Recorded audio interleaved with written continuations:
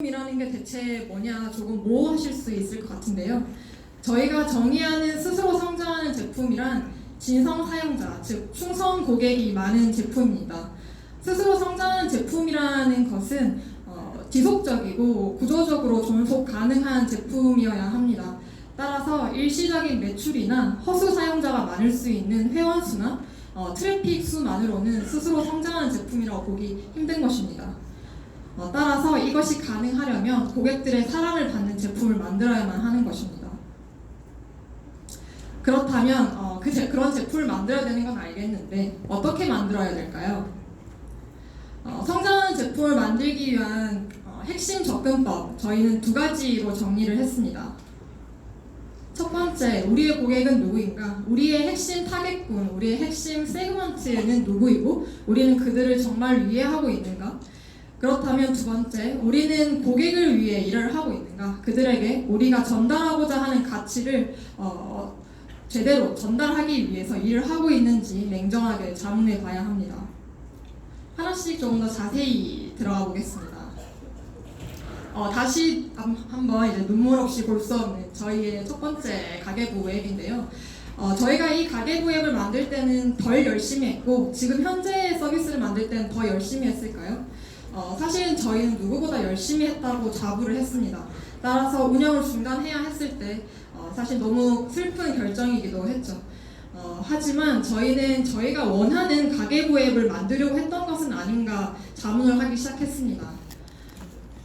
저희는 저희의 당시 핵심 세그먼트, 핵심 타겟 고객이었던 가계부 유저에 대해서 알려고 하는 노력보다 우리가 만들고 싶은 가계부 앱, 우리가 옳다고 믿는 가계부 앱을 만드는 것에 더 집중했었던 것입니다.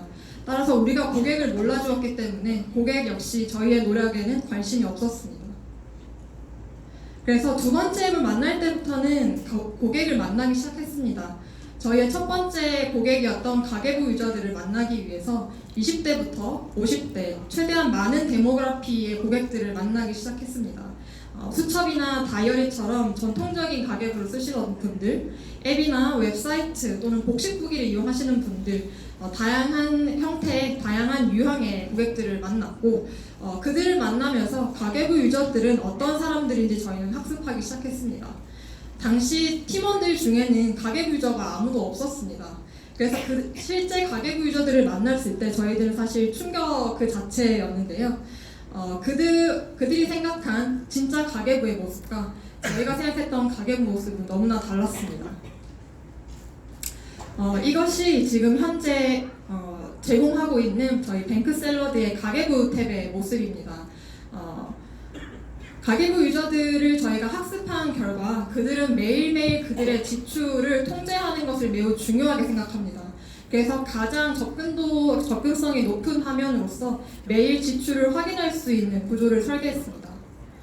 그리고 매일매일 정리한 나의 가계부를 통해서 이번 달 내가 어떤 카테고리에 가장 돈을 많이 썼는지, 외식에 많이 썼는지, 생필품에 많이 썼는지 이것을 확인할 수 있는 통계 파일 차트를 제공했습니다.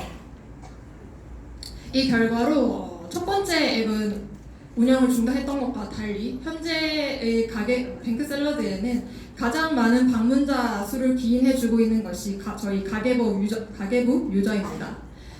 매일 방문하는 고객들 중에 60%가 저희 가계부 유저입니다.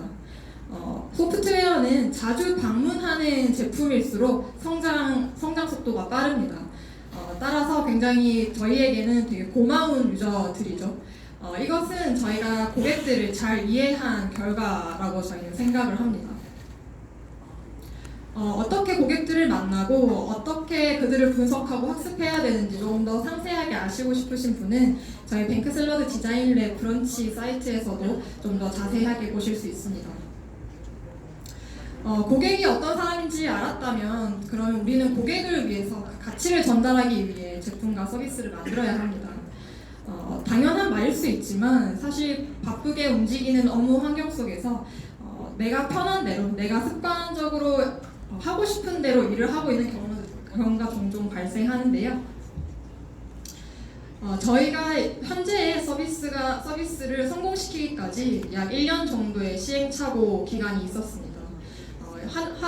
일주일주를 이제 스프린트로 달려도 살아남기 쉽지 않은 스타트업에서 사실 1년이라는 기간은 저희에게 많은 자산을 만들어주기도 했지만 사실 많은 비용을 낭비하기도 해야 했습니다. 따라서 저희는 언제든지 저희가 생각하는 고객에 대한 우리의 생각이 틀렸다라는 것을 인정하되 그것을 더 빨리 깨달을 수 있는 방법이 없을까에 대해서 고민하기 시작했습니다. 그것에 대한 답이 이 린 프로세스입니다. 이미 많은 기업과 팀 개인들이 이 린 프로세스에 대한 개념에 대해서 중요성을 강조하고 있기 때문에 여기 계신 많은 분들이 아실 것 같은데요. 구글에 검색을 해봐도 이런 여러 도식화된 자료들을 보실 수 있습니다. 사실 이 도식화들이나 이론들을 머리로 이해하는 것은 중요하지 않습니다. 실제로 행하는 것이 가장 중요한데요. 사실 저희도 린 프로세스를 개념으로 알고 진행을 했지만 많은 실패와 시행착오가 있었습니다. 그 결과 저희가 린 프로세스에서 가장 핵심이라고 하는 세 가지 단어는 가설, 검증, 학습입니다. 가설을 통해서 고객에 대한 가설입니다. 이것은 고객에 대한 가설을 세우고 이것이 맞는지 틀렸는지를 검증하고 이 검증 내용을 학습하여서 자산화합니다. 이 학습 내용을 토대로 새로운 가설을 세우고 다시 검증, 학습 과정을 통해서 최대한 빠르게 고객을 이해하고 고객이 원하는 제품을 탄탄하게 만들어가는 프로세스입니다. 예를 한번 들어보겠습니다. 이 가설은 물론 맞을 수도 있고 틀릴 수도 있지만 어떤 목적성을 가지고 설립을 해야 합니다. 예를 들어서 소프트웨어 서비스는 자주 고객을 방문시켜야 합니다. 저희 역시 마찬가지였고 고객들이 어떻게 하면 더 자주 방문할까? 그것을 알기 위해 사전에 고객에 대한 조사와 시장, 경쟁사에 대한 조사를 철저히 합니다. 그를 통해서 내부적 확신이 들 만한 가설을 수립합니다. 가계부 유저에게 예산을 설정할 수 있는 기능을 제공하면 더 자주 방문할 거야 라는 가설을 세우고 이것을 검증합니다.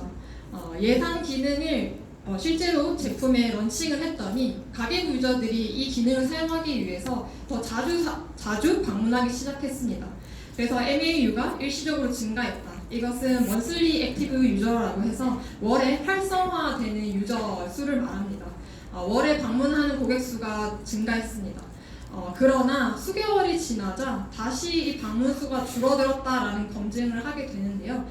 이 결과는 저희의 가설이 반은 맞고 반은 틀렸다라는 것입니다. 이 검증 결과에 대한 학습으로 넘어가기 전에 이 검증 단계에서 가장 중요한 것은 반드시 최소 비용으로 검증해야 한다는 것입니다. 저희는 스타트업이고 많은 비용과 리소스와 시간을 투자하기 쉽지 않습니다. 따라서 저희처럼 1년의 시행착오를 통해서 앱을 성공시키기보다는 그보다 더 짧게 한 달, 한 주, 하루, 1시간이면 가능한 형태로 설계하는 것이 매우 중요합니다.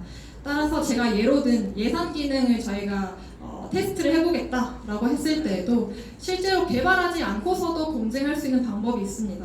요즘은 프로토타입을 만들 수 있는 서비스가 굉장히 잘 나와 있기 때문에 개발자의 리소스를 쓰지 않고도 디자이너, 기획자 또는 대표님들이 직접 프로토타입을 만들고 고객에게 시연해서 고객들의 반응을 보는 것만으로도 굉장히 의미 있는